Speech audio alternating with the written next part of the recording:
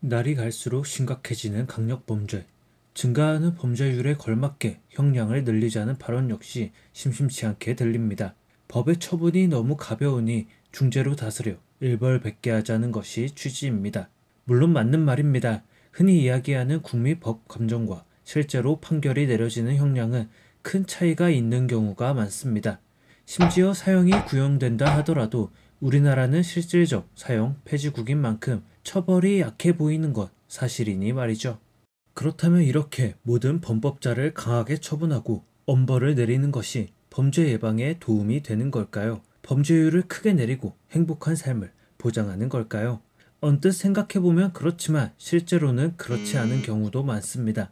먼저 범죄율을 낮추는 건 양형의 강도보다 검거율인 경우가 높다는 통계가 있습니다.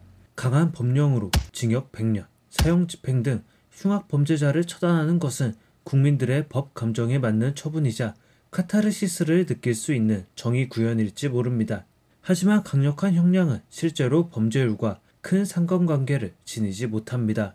오히려 강력한 법의 심판은 범법자에게 더 큰 범행을 일으킬 유인을 제공하기까지 합니다. 가령 가벼운 절도만으로도 사형을 구형받는 나라가 있다고 가정해 보겠습니다.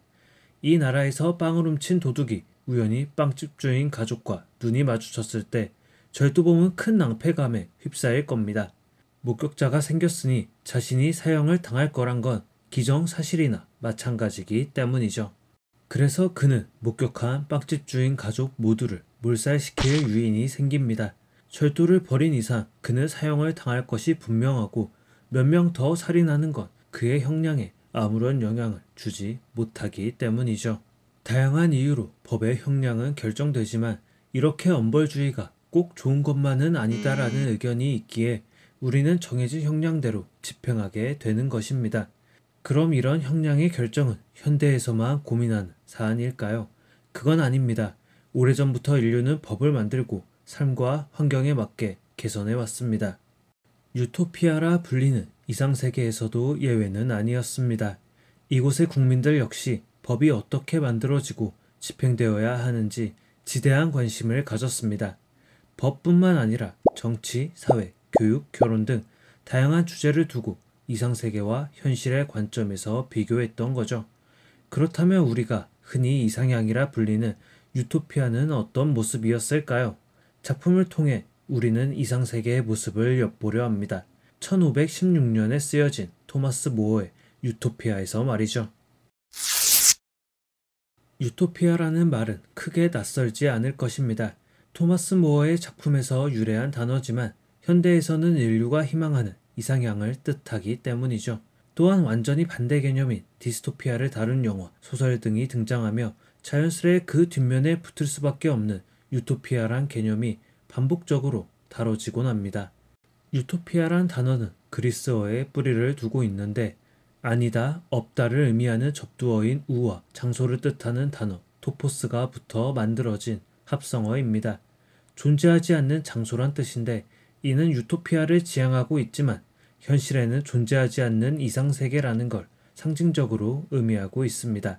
이야기는 주인공 토마스 모어가 유토피아를 다녀온 남자의 이야기를 듣고 받아 적은 방식으로 쓰여 있습니다. 유토피아의 선진 문물을 경험하고 온 남자의 이름은 라파엘 히틀로 다이오, 작중 라파엘이라는 이름으로 불리지만 그의 성격을 규정하는 건 뒤에 붙는 히틀로 다이오입니다. 말도 안 되는 것을 의미하는 휘틀로스, 그리고 나누어 주다를 의미하는 다이오를 합성한 말이 그의 이름 히틀로 다이오입니다. 즉 그의 이야기는 흥미롭긴 하나 믿을 수 없는 혹은 사실이 아닌 것 정도로 해석해야 하기 때문이죠. 물론 책에서 다루는 건 법에 관한 이야기만은 아닙니다. 그는 몇 년 동안이나 유토피아에서 지내며 그들의 뛰어난 정치와 경제, 신분제, 군대 등 사회 전반에 걸쳐 가장 완벽에 가까운 세계가 구동되는 걸 목격하고 옵니다. 그래서 법을 비롯한 여러 제도에 대해 폭넓게 다루게 되죠. 부패가 만연한 영국 사회를 비판하며 더 나은 나라가 되기 위해 유토피아의 선진적인 제도를 받아들여야 함을 역설했습니다. 라파엘이 들려주는 유토피아는 공산주의의 모습입니다. 모두가 같은 집에서 거주하며 자기 차례가 오면 불평 없이 해야 할 일을 묵묵히 수행하는 것이죠. 유토피아의 부는 농업에서 비롯되는데 유토피아의 시민 대다수는 원래부터 농촌에 살던 사람이 아닙니다. 도시에서 살고 있던 이들이 마치 군 복무처럼 자신이 일할 때가 되면 농촌으로 발령을 받고 그곳에서 2년간 농사일을 하며 지냅니다. 이들이 생산해낸 곡식은 당연히 농가에 배분되고 남는 양은 잉여 생산물 창고에 저장됩니다. 이곳에서 곡식이 필요한 사람이라면 누구나 가져갈 수 있는 것이죠. 공산주의적 면모는 공동경작, 공동분배에만 그치지 않습니다. 이들은 사유재산을 인정하지 않는 사회입니다. 필요한 것은 모두에게 제공되는 집에 비치되어 있으며 혹여 다른 재화가 필요하면 공동창고에 있는 물건을 가져다 쓰면 그만이기 때문이죠. 유토피아 사회에서 사유재산을 인정하지 않는 건 그들의 노동 유인이 사유재산에서 만들어지지 않기 때문입니다. 유토피아의 시민은 모두 근면 성실한 사람으로 구성되어 있습니다.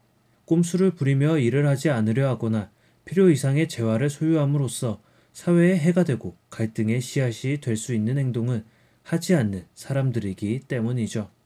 라파엘은 사유재산의 폐지가 유토피아의 근간이며 영국 사회를 개혁하기 위해 선행되어야 할 핵심으로 꼽습니다. 사유재산이 생김으로써 왕과 귀족 같은 신분이 생기고 이들이 호의호식하기 위해서는 시민들이 더 많은 노동을 해야만 했기 때문이죠. 이는 유토피아의 노예제와 연결되기도 합니다.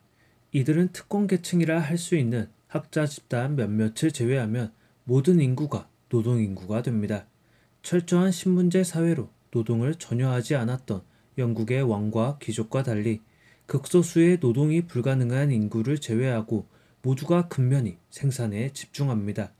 10시간이 넘는 살인적인 노동환경에 내몰렸던 영국의 노동자와 달리 유토피아는 전 국민이 하루 6시간만을 근무하며 살아갑니다. 그래도 충분한 생산량이 확보가 되니 나라가 부강해지는 건 말할 필요도 없었죠.